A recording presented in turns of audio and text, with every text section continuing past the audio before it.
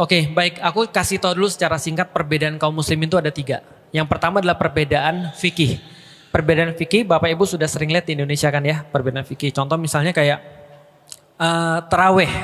Terawih ada yang 11 rakaat, ada yang 23 rakaat. Itu perbedaan fikih dan itu biasa. Dan insya Allah para guru-guru yang hadir di sini itu semuanya mengajarkan bahwasanya kalau berbeda secara fikih itu biasa dan normal. Paham ya? Itu yang pertama.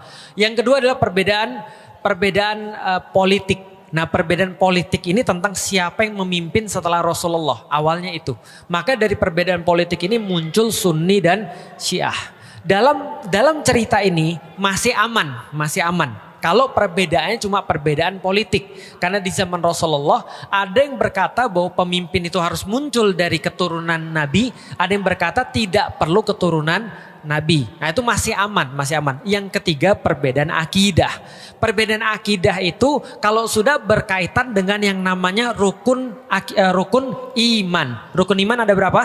6. Salah satunya beriman pada Allah, pada Rasul, kitab-kitabnya dan segala macamnya. Nah, di antara orang-orang Syiah ada yang berbeda secara akidah memang. Contohnya apa? Mereka bilang Al-Quran belum lengkap. Nah kalau itu sudah terjadi berarti sudah secara akidah beda. Karena kitabnya udah beda. Paham maksudnya ya sampai di sini ya. Tapi kalau cuma kepemimpinan doang itu mungkin oke. Tapi kalau misalnya sudah ada kitab yang baru berarti berbeda akidah. Atau mengatakan misalnya Nabi Muhammad bukan Nabi yang terakhir. Itu juga beda secara akidah. Bisa difahami sampai di detik ini ya. Nah artinya kalau ada perbedaan-perbedaan itu bagaimana cara kita menyikapinya? Oke sekarang aku mau nanya. Andaikan Amerika jadi nyerang Israel, kita bagaimana kemudian sikap kita? Sikap kita kalau Amerika nyerang Israel, ya baguslah. Lah kenapa bagus? Ya sama kayak kita ngelihat ada aktivis-aktivis yang bukan muslim lantas mau bantu Palestina. Bisa difahami ya? Karena yang kita dalilnya apa Ustaz? Oke, gulibatir rum fi atnal ard wa hum mim ba'di ghalabihim sayakhlibun fi bid'i sinin. Ketika kaum muslimin lagi disiksa sama orang-orang kafir Quraisy, maka waktu itu turun ayat Allah berkaitan dengan apa yang terjadi di dunia. Apa yang terjadi di dunia? Bayangin, Arab di tengah-tengah, sebelah kanannya ada Persia, sebelah kirinya ada Romawi. Romawi sama Persia ini 2 negara besar di dunia pada saat itu. Perang mereka. Ketika perang, maka orang-orang kafir Quraisy berkata, Romawi pasti kalah. Terus dia nunjuk muslim, kayak lu pada semuanya tuh. Lu semuanya kan pada percaya bahwa ada kitab yang turun dari langit, ada malaikat, ada agama yang datang dari Tuhan nih kepada kalian. Romawi juga gitu, mati itu semua Romawi, kalah sama Persia. Paham maksudnya? Di titik ini, orang-orang kafir Quraisy menyamakan mereka dengan Persia dan umat muslim dengan Romawi. Maka ketika ditanyakan pada Rasulullah Sallallahu Alaihi Wasallam, maka Rasul menjawab ketika turun ayat gulibatir rum, akan dikalahkan orang-orang Romawi fi atnal ard, di tempat yang paling rendah. Wahum mim ba'di ghalabihim sayakhlibun fi bid'i sinin, dan setelah mereka kalah akan menang kembali dalam waktu dekat. Berarti yang menang siapa? Romawi. Di dalam Al-Quran dikatakan, dan hari itu bergembiralah orang-orang muslim. Pertanyaannya, kenapa orang muslim gembira? Karena Romawi menang? Bukan. Orang muslim gembira karena mereka membuktikan kafir Quraisy salah. Paham sampai di sini? Artinya mereka bukan memihak salah satu, tapi mereka melihat kepentingan mereka kayak apa. Paham sampai di sini ya? Oke, Iran. Iran sudah jelas-jelas menyampaikan mereka adalah negara yang punya keyakinan Syiah 12 imam. Syiah 12 imam itu berarti meyakini ada imam dalam tanda kutip yang melanjutkan Rasulullah dan dia maksum. Jelas ya? Dan itu bukan akidah kita. Jelas ya? Jadi ya udah pandangan kita sama seperti pandangan ketika ada orang-orang yang misalnya bukan muslim lalu kemudian bantu Baitul Maqdis. Ya udah kita ngeliat kayak gitu aja. Kalau andai kan dia bisa membuat repot musuh kita nih, yang Israel ini. Israel ini kan udah nyata-nyata mengganggu dan menghabisi orang-orang di Gaza nih. Lah kalau mereka berdua terus kemudian sibuk, ya bagus. Oke, bisa difahami ya. Oke, berikutnya.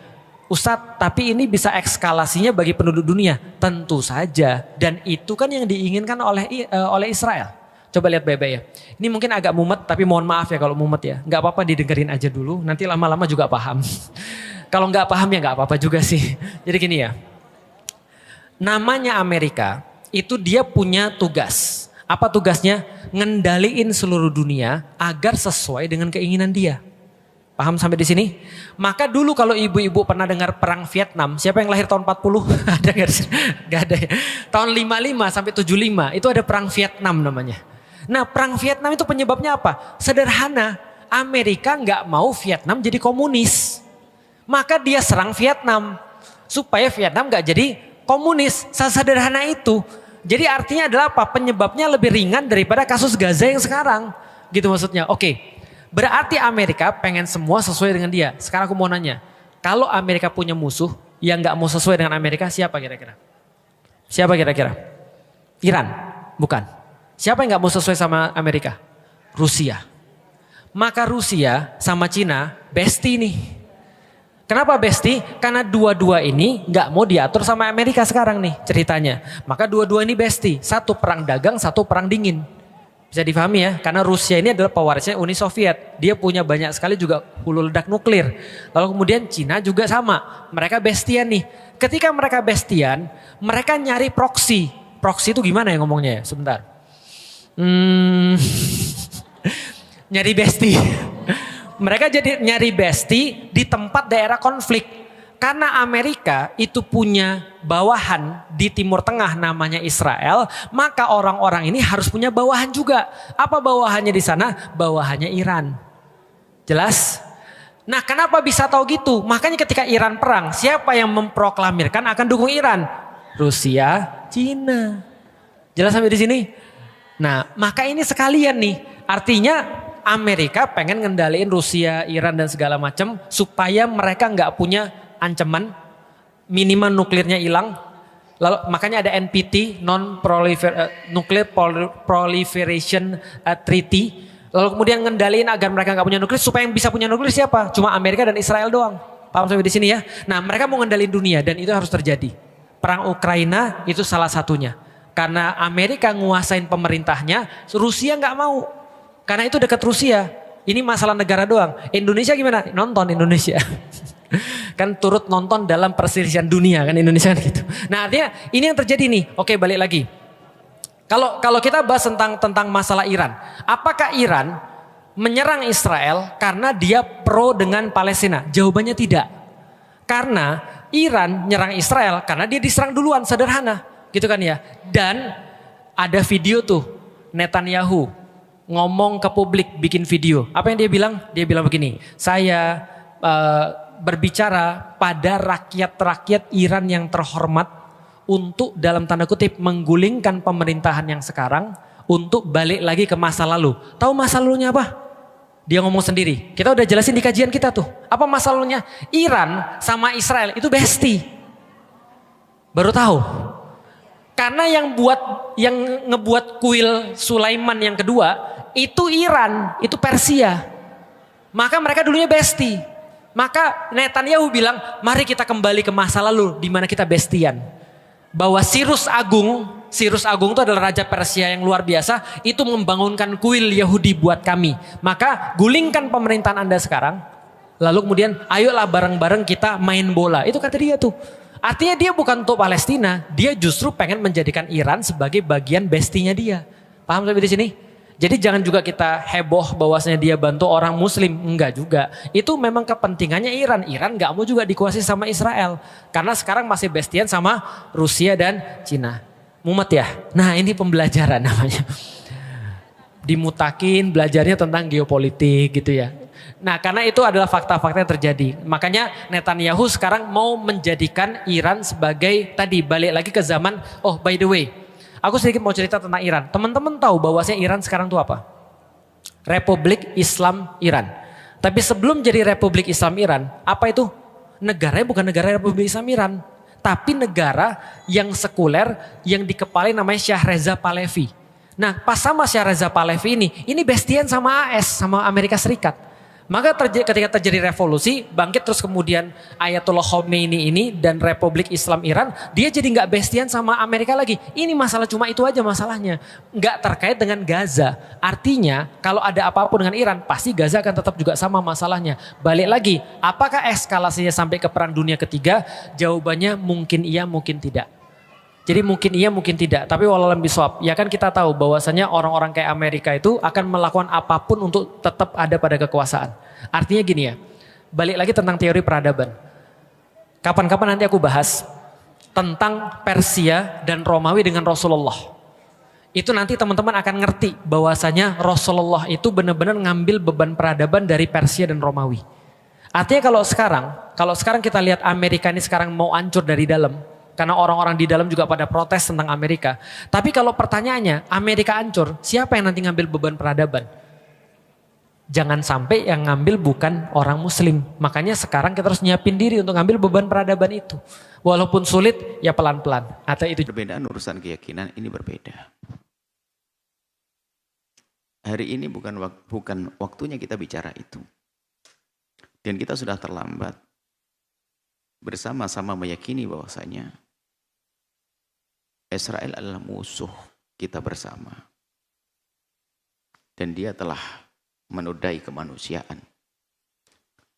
Bukan sekedar urusan agama. Sehingga siapapun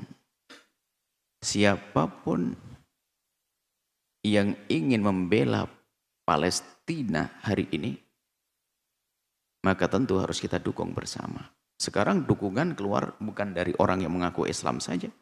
Di luar Islam pun banyak dukungan untuk orang Palestina. Yang jelas kita ingin memberikan pelajaran kepada dunia. Biarpun dimulai dari niat kita dan kemampuan kita semampu kita. Untuk memberitahu orang-orang zalim seperti orang-orang yang ada di Israel. Orang Israel itu adalah harus dihentikan. Sudah cukup sampai di sini. Apakah nanti muncul orang dari Iran? Atau nanti muncul dari Inggris?